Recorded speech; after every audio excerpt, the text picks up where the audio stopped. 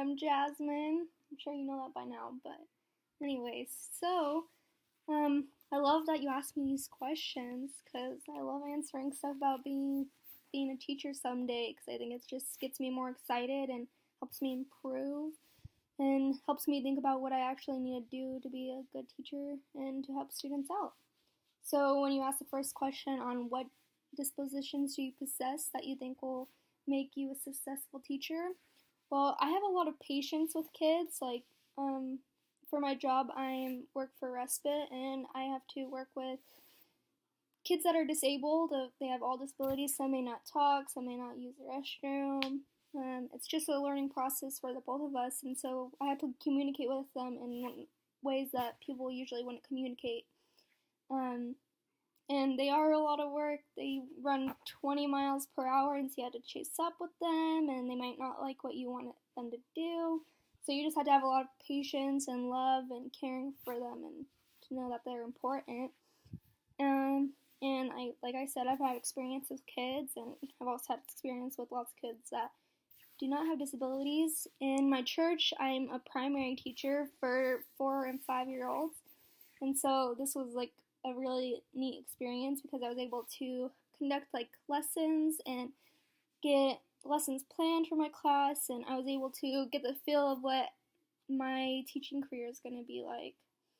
And I feel like I'm a very encouraging person. I don't want my students to think that I'm being discouraging, and I want them to always feel that they could do anything, and that if they're having problems, I'm always here to help.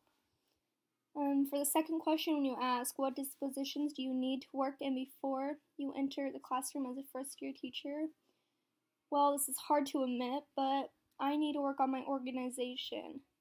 I know some teachers aren't that organized, but I think all teachers need to be pretty organized because you're in charge of kids' grades, you're in charge of their schoolwork, everything. And if you lose their papers, you don't want to be well, I lost your paper, so you're going to have to do it again. I just want to be organized so my class could run smoothly and run functionally, and that we'll all just have a good time and it won't be stressful in my classroom. And I feel like I also need to work on how to control a classroom. Like I said, I was a primary teacher for my church, and it was hard, to get the kids to listen to what you're saying all the time, and I would just like to develop more skills on how to get a better response from them when I'm asking for them to listen to me or to settle down and to follow instructions. And for the final question, when you ask what qualities do professional educators have and how do they behave, well, I feel like all teachers and professional educators, they always act professional, but they also have a soft side to them, and they want their students to know that they're always there for them and that they're here to help you learn. And I feel like that's so important because when you don't have a teacher that you feel like doesn't care about your future and is just there to get money, it just changes the entire classroom experience. And they also show a sense of leadership. I think it's so important for teachers to show leadership in their classroom because you're raising these kids that are one day going to be running America, essentially, and you just want to show them that they could do what they need to do, and you need to show them responsibility and how to work hard, because if we don't have these life skills in there in the classroom environment, then who knows what our future could look like.